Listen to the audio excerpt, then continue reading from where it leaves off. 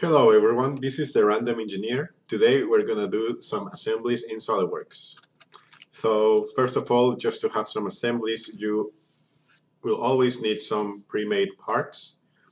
Usually you just make parts in the in SolidWorks just to put them together in the assembly mode. So just for now, I'm gonna create extrusion in the top plane, which is just going to show a center rectangle made of 100 mil on each side and with a hole diameter of 50 mil. So if I go get out of the sketch, it will show me the profile. I'm gonna save that as part 1 in my desktop, close it, make a new part, and probably just make the actual part that goes in there. That's also going to be 50 mil. Oh, sorry, 100. So that's going to be called part 2. I'm just going to Control S and enter. So now I can go new, assembly, double click it, and it will ask me automatically for some parts. So if that doesn't happen or you're doing something else, you can always go to Insert Components in the Assembly tab and browse for your parts. In this case, it's going to be part 1.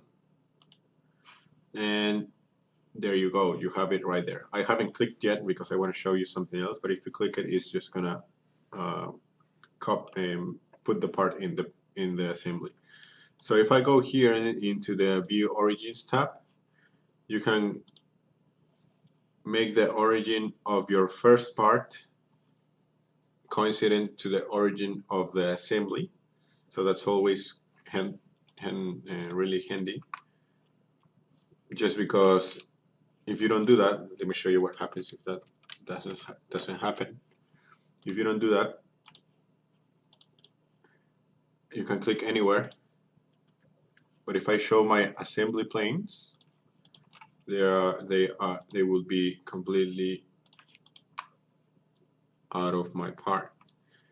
So that's something that you could have in mind. So if you miss that step, you have to make sure that you put a mate, which is mates are like a way of defining the position and freedom of movement freedom in the parts. So you just have to make sure that the mates are the correct ones, so you have the right orientation for your part. So now that we're talking about mates, the first mate that it's a really basic one is the fixed mate. So fixed mate means it cannot move.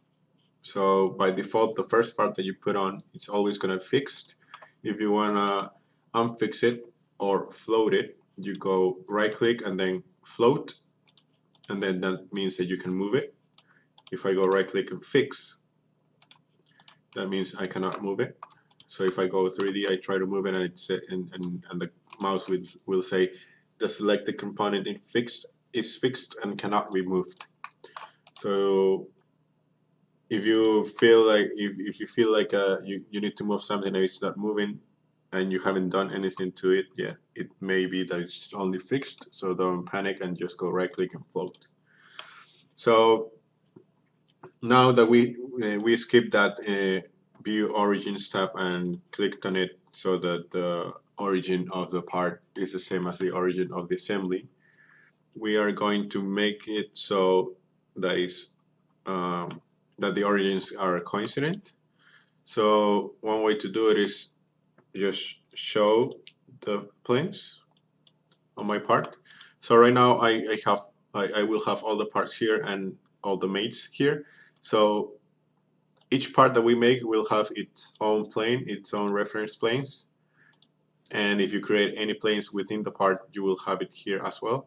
And also you have on the other side the assembly planes. So you have to make sure that if you're making something coincident to a plane, you you have to be certain that's the right plane. So in this case, I just want to make these two front planes coincident. That means that those two planes will be together. So you just go mate, click on the two planes. In this case, I clicked on the right plane at part 1, and I will click the right plane in the assembly, and you see how those two come together. If you go check, it will make those two planes coincident. So just to show you what that means, I'm going to move the part just by dragging it, and as you see, that part is always going to be in the assembly right plane. So the right plane of the part is always going to be in the right plane of the assembly. So something that usually happens is maybe it may seem in the screen that you're putting the part on the left or on the right, but in reality, since you have that mate already done, that means that this right plane and this right plane will be always in the same, will be coplanar. So if I move it and go from and look at it from the top, you can see how this part is still on is coplanar. So no matter if I try to move it on the right or left, it will only be allowed to move on that plane. So that's the coincident mate. I'm just gonna do the same for the other planes. I'm gonna go mate, and in this case I'm gonna go a different way. You can click on this assembly here, and then you can click on this arrow to show the other planes. So you can go front plane, and the front plane of the part and the front plane of the assembly. Those two coincident. This is the symbol for coincidency. So you just go check, and you're good. So now we've just made it so the right plane and the front plane are always the same. So that means the part can only move up and down. And if I look at it from the right or left, you can see that it can only move up and down and not anywhere else, just because of the constraints that we've given it. And finally, I'm just going to show you another way of doing it. I'm going to right click on the top plane of the assembly and then right click on the top plane of the part, holding Control, and then I press the Control, and then we'll have some other mates that can be done here, and you just click on the first one, which says coincident. So now that we've got that, I'm going to hide all the planes, because I really get bothered by if I see all the planes. So that's our first part. So now if you can drag this, so you can look at it. If you let's say I'm gonna delete that assembly, that mate. You see how you still have a dash here. That means that it's not that part is not yet completely defined. So that means it can move in a certain way. So just if you want a part to be always fixed, you just have to make sure that this little dash over here is not shown. So I'm gonna go back and do what I did before. So I'm gonna show the two top planes, just so you see what I'm doing, and click on those and go coincident. And now you see how this dash disappears. That's what's going on. So now you have two ways of editing the mates. You can go in the general mates tab sorry, tree, which says all the will show all the mesh, sorry, all the mates that are on the assembly. And if you click on them, it will show what are those two relationships for them. So if I click on the top plane, it will show the top plane of the part and the top plane of the assembly. Also, if you don't know, if you have like 100 mates, you don't know which one is which, so you can always just click on this little arrow for each part and then go in the mates folder, which will show you the mates that are related to that part. So in that case, you go right click and then edit feature, which is the coincidency. So just for this case, I'm gonna edit the right plane, and so you see, and so that you see the mate alignment, you can right click on that and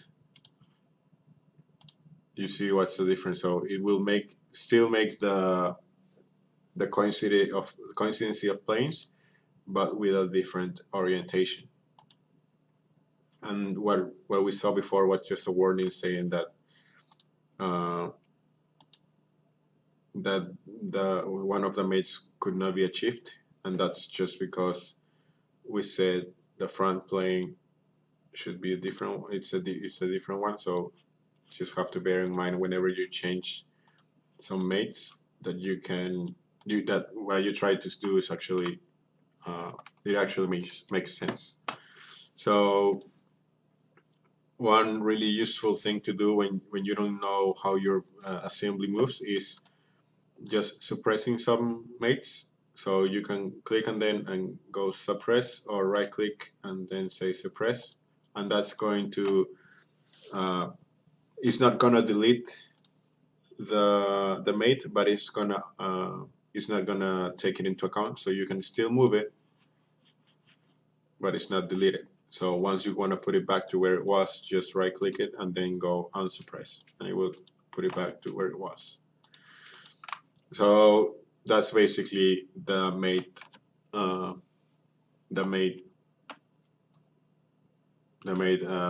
coincident mate, sorry. So right now, just to show you a little bit more of the coincidency mates, I'm gonna drag again the same part, just click on the screen, and then I'm gonna hold Control and drag the parts. So I'm gonna create 4 more of those, and if I go 3D, you'll be able to see what I'm trying to do. So I'm gonna show you another way of mating parts. So you can go line to line. So you just click 2 lines. You can go point to point. There you go. You can go face to face, which is gonna be that face and that face, and maybe point to line, you could say, or point to face, and things like that. So the first one, I'm just gonna click on those and go suppress, just so I show you what I want to show you.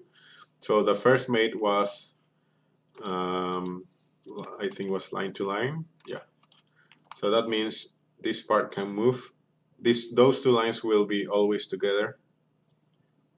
So that's how you can move this part. And if you see from the front, that line will always be in the same spot, but your whole part will be able to move. If you go to the right view, you can see that the lines are the same, and that's what it's doing. So I'm gonna suppress this part and unsuppress the other one, and I believe this one was face to face. So that means that these 2 faces will be coplanar. So no matter where I move it, if I look at it from the right, it will always, those 2 faces will always be in the same plane. So even though we may see that it's someplace different from our perspective, if I go right view, it will always show it, those 2 faces coplanar. So you can play a little bit with it. in this case was point to line. That means that that point will always be together with that line, and you can move the part however you like it, but the line and the point will be always in the same side as you see it now. So this is obviously interference there, but you don't, well, the mate doesn't care because you just told it that the point and the line have always need always to be coincident. And I believe finally was another mate, which is point to point, which you can probably imagine what it's going to do is it will always keep those 2 points coincident. And maybe I'm gonna edit this this coincident mate, and I'm gonna say instead of point to point, I'm gonna go point to face. So I'm gonna click on that point and click on that face, which can also be a plane or whatever you like, as long as it's a surface. And you can see that point will always be coincident to that face. So that's the coincidency mate. I'm just gonna go shift and click on all of those and say delete, just to delete all of them. So that's an overview of what the mate of the coincidency mate is. So now we're gonna drag in our new part, the other part that we did, which is part 2, and we're gonna leave it floating. As you see, we have the dash there. That means that that part is not completely defined, which makes sense. And then I'm gonna go mate, and in this case you can go concentric. You can click just before doing the mate, or you can just don't click anything and SOLIDWORKS will automatically select the proper mate for it. But if you don't like it, you can always change it back. So in this case, I'm gonna click on this cylinder face and the hole face, and you see how it gives you some options here, which are parallel, perpendicular, tangent, concentric, and some other. So in this case, we just want to go concentric, which means that the 2 cylinder faces or circular profiles will always be concentric, which will always have the same center. So no matter how I move it, this will always be in the same center. And you may notice that this part will be able to rotate, because having no matter how it rotates, it will always have the same center. So I'm just gonna right click on the part and say open part, and I'm gonna make a cut right here just to show you so you can see better what I mean. So I'm just gonna create a cut there, which is gonna be probably 1 mil. And if you go save and then close this part, this will automatically update. So now I'll show you what a concentric mate is. So that means it will always be in the same center point, but it will be able to rotate. Okay, so now I'm just gonna edit the concentric mate and say right click on this on this blue area and go clear selections, and then click on these 2 circular profiles, go concentric, which is the same, and those 2, as you see, will have the same effect. Okay, now I'm going to show you something that's really helpful. I just deleted that mate, and I'm going to create a mate and say coincident, and say that edge, circular edge, and this circular edge Oh, sorry, I clicked something else. I'm gonna go and do it again. So circular edge and circular edge. So you see it's creating a coincident mate, which means those two circles will always be together, and that means that face and that face will always be the same, and that the center points will be also always the same. So that allows you to do something like this, right? So I'm gonna edit this mate again and go concentric, just to show you the difference between those two. Now I can rotate it, but also move in this direction. Finally, I'm gonna show you the distance mate, which is only setting a certain distance between two components or two faces. So in this case, I'm gonna click on the bottom face of the cylinder and the bottom face of the square. I'm gonna say I want it 10 mil out, and this is the end result. Now, as you see, I still have the dash, the little dash there, because this part can still move. It's not yet completely defined, but we're getting pretty close there. So that means it won't be able to move up and down, left or right, but it will be able to rotate.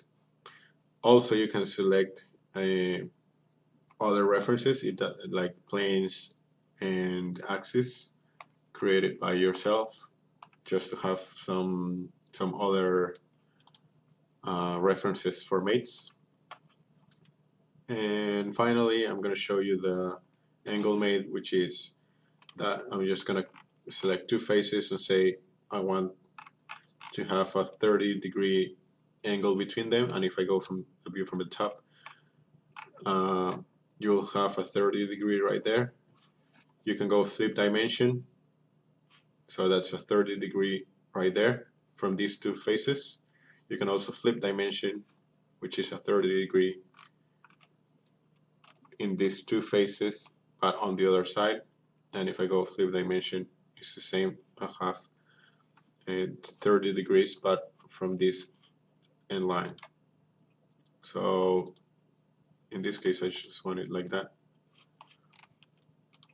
And now that we're done, you can see how the dash is completely, well, this has completely disappeared. So that means I cannot move this part anymore because it's fully defined. So if I made a mistake, or maybe just want to define it so it doesn't move, you can always go back again and say suppress, move it to wherever you would like, and when you're done, just unsuppress it, and it will go back to how it was. So that's some of the mates that are going to be done in this first SolidWorks assembly tutorial. Next time I'm going to go and show you the parallel, perpendicular, and tangent mates, which are all standard mates. Also, we have some advanced mates like these ones, and mechanical mates, which allow you to use some more advanced relationship within parts. So just yeah, we're just gonna do these ones for now and keep on doing the more advanced mates in the future. So that's gonna be it for today. I hope you like this video and find it helpful. If you keep looking at my series, you will soon be ready for some pretty interesting stuff. I hope you liked it, and if you liked it, please subscribe on my networks. And sorry this was such a short video, but I was really tired from work today. So yeah, I hope you liked this video. Please like, subscribe, share, and all the good stuff. Hope to see you next time. And if you have any questions, just you can just ask me on the Twitch chat or something, or write me on my emails and stuff like that. So see you next time. Goodbye.